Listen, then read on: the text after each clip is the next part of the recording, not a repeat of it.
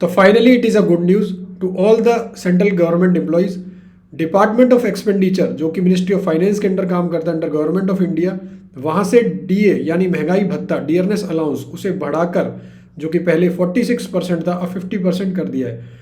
Central government की policy जो पहले बन चुकी थी जिसके अकॉर्डिंग डीए अगर 50% जाता है तब एचआरए को बढ़ा दिया जाएगा। किस प्रपोर्शन में बढ़ाएंगे वो भी आगे वीडियो में देखेंगे। क्या सिर्फ एचआरए बढ़ने से ही सेंट्रल गवर्नमेंट एम्प्लॉयज़ की सैलरी बढ़ी है? नहीं, और भी चीज़ें हैं वो हम देखेंगे क्या क्या बढ़ा है।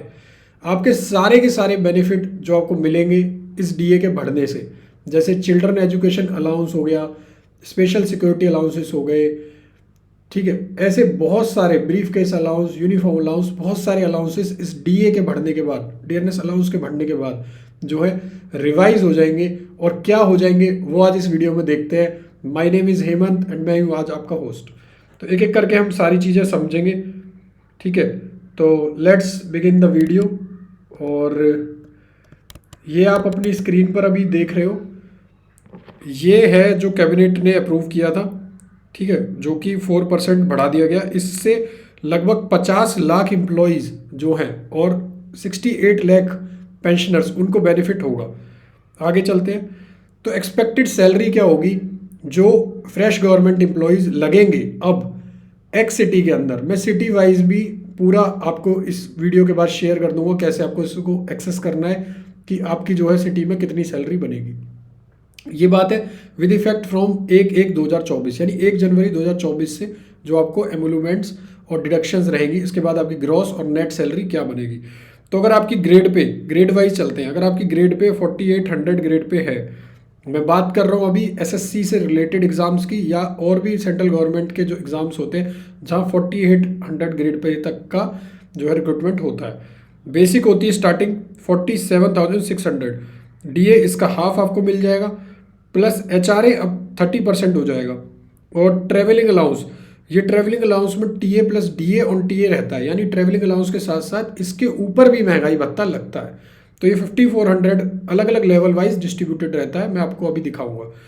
फिर गवर्नमेंट का कंट्रीब्यूशन होता है, मतलब जितना पैसा हमारा कटेगा, जैसे 10% हमारा एनपीएस कटेगा, एनपीएस जो आपका है, ठीक है, उसके अलावा गवर्नमेंट भी 14% डालेगी। जैसे पैसे पहले होता था ओल्ड पेंशन स्कीम जहाँ पर आपको पेंशन मिलती थी आफ्टर रिटायरमेंट, जो आपकी सैलरी होती थी उसकी हाफ। बट अब गवर्नमेंट ने नए प्रोविजन निकाले जिससे बोलते हैं न्यू पेंशन स्कीम ओल्ड की जगह, जहाँ पर 14% बेसिक जो है गवर्नमेंट हमारे अकाउंट में डालेगी, प्लस डीए, डीए के साथ डालेगी, ठीक है, डियरनेस अलाउंस के साथ।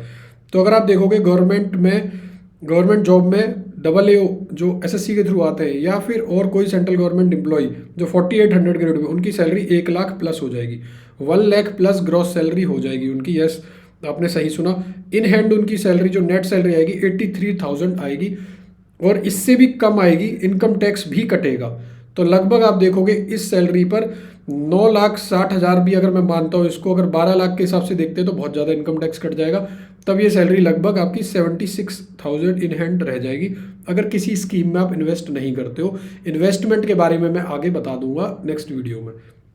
4600 ग्रेड पे जहाँ पर एसएससी की मोस्ट ऑफ द पोस्ट जो हैं वो टिकी हुई हैं, जिनका एक अलग चार्म है और जिसकी वजह से एस्पिरेंट्स तैयारी करते हैं, ठीक है। जैसे इंस्पेक्टर हो गया, central GST, income tax inspector, ASO MEA, ASO railway, CSS, और आपकी जितनी भी पोस्ट है 4600 ग्रेड पे और 4200 ग्रेड पे, इनका दबदबा एसएससी और एग्जाम्स में रहता है। ये लेवल 7 की जॉब होती है। इसकी जो बेसिक पे है 44,000 और 35,000, इनका आप देखोगे नेट सैलरी, ग्रॉस सैलरी बनेगी 95,000, यानी कि एक इंस्पेक्टर की सैलरी एक इंक्रीमेंट के बाद 1 लाख के आसपास पहुंच जाएगी, ठीक है। तो आप देखोगे एसएससी में ये बहुत सही होने वाला है जो आप नए एस्पिरेंट लगोगे, क्योंकि सैलरी एक ऐसा मुद्दा है। आप देखोगे मैंने सैलरी की कुछ रील्स भी शेयर करी थी जहाँ पर लगभग लाखों करोड़ों बच्चे जो हैं उसे देखना चाहते हैं। सैलरी के लिए ही आप काम करते हो, दिस इज ट्रुथ। और कुछ बच्चे होते हैं जो इस सैलरी से अपना जो है पूरा परिवार चला लेते हैं, और अपने परिवार के साथ साथ अपने भाई बहन, उनका परिवार भी। तो ये सैलरी कम नहीं होती जितनी आपको मिलती है सेलेक्ट होने के बाद। तो ये जो सैलरी आपको मिलेगी, ये इसमें डिडक्शंस होंगे, जैसे आपका एनपीएस हो गया, और CGHS हो गया, CGIS हो गया। CGHS वो होता है सेंट्रल गवर्नमेंट हेल्थ स्कीम के बेनिफिट मिलते हैं आपको, जहाँ पर आप किसी भी हॉस्पिटल में जाके अपना इलाज कराते हो, जो उसके अंदर आते हैं, एम्पेनल्ड रहते हैं, जो एम्पेनल्ड में आते हैं, उनसे आपको ट्रीटमेंट के बाद आपके सारे पैसे रिम्बर्स हो जाते हैं। तो ये मेडिकल फैसिलिटी रहती है, ये एक बीमा फैसिलिटी रहती है सेंट्रल गवर्नमेंट की एम्प्लॉय इंश्योरेंस स्कीम।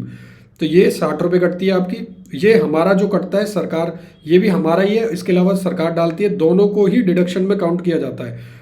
यानी ये भी डिडक्ट होगी प्लस ये भी डिडक्ट होगी, तब हमारी नेट सैलरी बनेगी लगभग 78,000। इनकम टैक्स कटने के बाद ये सैलरी लगभग 74 के आसपास रह जाएगी, और इससे भी कम, अगर हम कोई स्कीम में इन्वेस्ट नहीं करते या सेविंग्स नहीं करते इन्वेस्टमेंट में।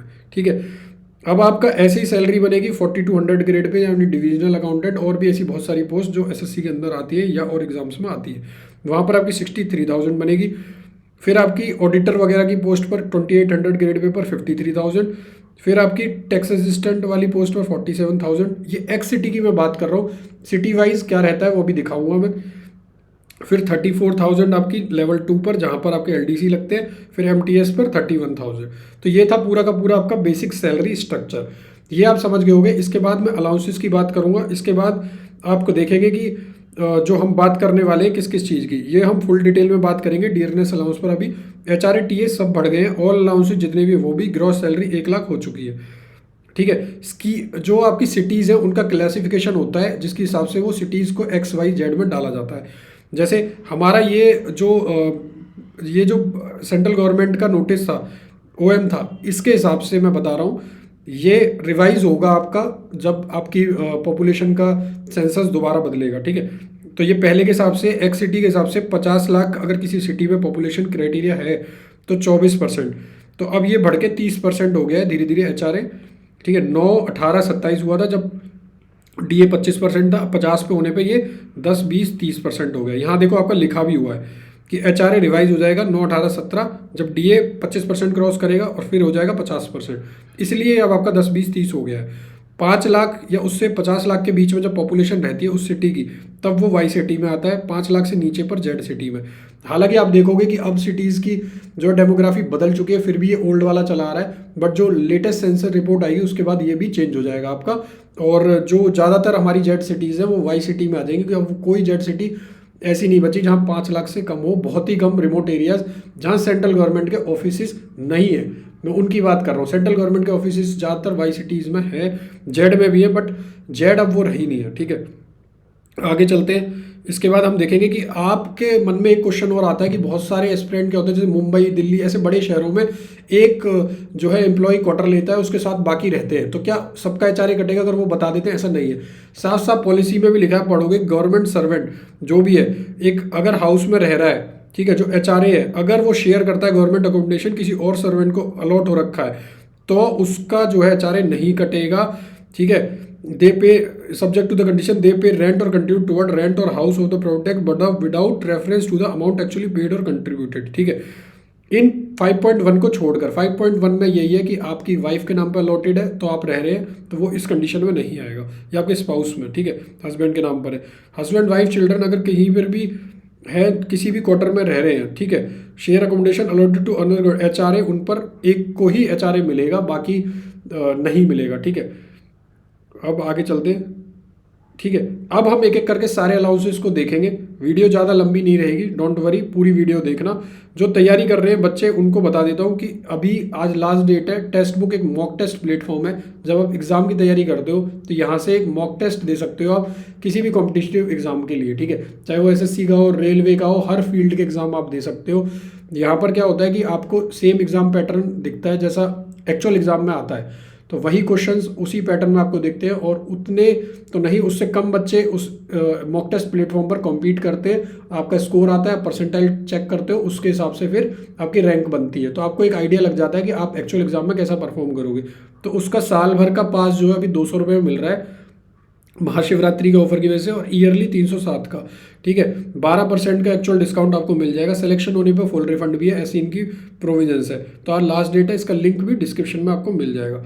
आगे चलते हैं। अब बात करूंगा DA जो TA पर लगता है, ट्रांसपोर्ट अलाउंस की मैं बात करूंगा। ठीक है, तो ट्रांसपोर्ट अलाउंस देखोगे आप लगभग 1350 लेवल 1, 2 LDC और MTS का, फिर उसके ऊपर DA, तो ये लगभग आप देखोगे जो और जगह पर है एक्स सिटी को छोड़ के वहाँ पर 900 रहता है, बाकी ऐसे ही 3600 प्लस डीए रहता है, और एक्स सिटी को छोड़कर वाई और जेड में 1800 प्लस डीए, लेवल 3 to 8, फिर 7200 प्लस डीए। तो ये हो गया आपका सब कुछ, जितनी आपको क्लैरिटी चाहिए थी। अब मैं बात करूंगा कि लिस्ट ऑफ अलाउंसेज जो डीए अगर 50% इंक्रीज होके हो जाता है तो क्या रहेंगे। जो मेजर अलाउंसेज है जैसे चिल्ड्रन एजुकेशन अलाउंस, पहले आपका 2250 रुपीज़ रहता था महीने का, 27,000 रुपये साल के मिलते थे, ये बढ़ के आपका 2812 हो जाएगा। हॉस्टल सब्सिडी भी बढ़ जाएगी, ठीक है। कन्वेंस अलाउंस भी बढ़ जाएगा। अब आपका डेपुटेशन ड्यूटी अलाउंस जो मिलता है 9,000 रुपये मिलता है अगर आप दूसरे स्टेशन पर हो, वो अब 11,250 हो जाएगा डेपुटेशन ड्यूटी अलाउंस। 4500 मिलता था सेम स्टेशन पर, वो भी बढ़ जाएगा। लगेज लैंग्वेज अलाउंस भी बढ़ जाएगा। सारे के सारे जितने अलाउंस है, जो मेजर अलाउंसेस है उनको डिस्कस कर लेता हूँ मैं, ठीक है। हाउस रेंट अलाउंस देखोगे वो भी बढ़ जाएगा, जो अभी हमारा मेन जो हर किसी की सैलरी में वो, ठीक है। इसके अलावा आप देखोगे डेली अलाउंस बढ़ जाएंगे जो स्टे करने का है, और travelling allowance lump sum amount payable. अभी आपको जो रहते स्टे के 450 रुपये लेवल 1 से मिलते हैं, वो आपके बढ़ के अब 562 रुपये हो जाएगा, 25% उसमें भी इजाफा हो जाएगा। ट्रांसफ़र होने पर जो सामान को ट्रांसफ़र का रुपये रहता है 12 रुपये था मिनिमम, वो अब 15 रुपये हो जाएगा मिनिमम। ब्रीफ केस अलाउंस जैसे हमें मिलता है एसएससी से सेलेक्टेड को ग्रुप बी पर 3500 रुपये, वो बढ़ के अब 4375 रुपये हो जाएगा। कैंटीन अलाउंस भी बढ़ जाएंगे। इसके अलावा आप देखोगे और कौन कौन से अलाउंस बढ़ेंगे। पार्लियामेंट्री अलाउंस भी, स्पेशल अलाउंस जो वुमेन को मिलता था वो भी बढ़ जाएगा अब, ठीक है। स्पेशलिस्ट अलाउंस भी बढ़ जाएगा। कंपोजिट पर्सनल ड्रेस अलाउंस भी बढ़ जाएगा। ड्रेस अलाउंस यानी यूनिफॉर्म अलाउंस जो हमें मिलता है इंस्पेक्टर्स को 10,000 रुपये, वो बढ़ के 12,500 रुपये हो जाएगा, उसमें भी 25% का इजाफा हो जाएगा, ठीक है। तो ये सारे के सारे अलाउंसेज जो आपके लिखे हुए हैं ये सारे अब बढ़ जाएंगे, और बढ़ने के बाद जो है आपकी सैलरी भी ऑटोमेटिकली बढ़ जाएगी, ठीक है। और सीलिंग ऑफ ग्रेचुटी 20 लाख थी, वो भी अब 25 लाख हो जाएगी। तो ये कुछ बड़े बड़े चीज़ें थी जो आपको जानना जरूरी थी। अगर आपके कोई भी क्वेरी रह गई तो आप कमेंट कर सकते हो, और इस जो मैंने नोटिस डाला है XYZ सिटी का अलग अलग मैं टेलीग्राम SSC कोर 1 2 3 पर डाल दूंगा पूरा, वहाँ से आप देख लेना। CGL की बेस्ट एनालिसिस, MTS CHSL जो भी एग्जाम कंडक्ट होता है उसके बाद कट ऑफ और वैकेंसीज के लिए SSC कोर 1 2 3 को ज्वाइन कर ले। Thank you so much for watching this video. I hope you will also like this video.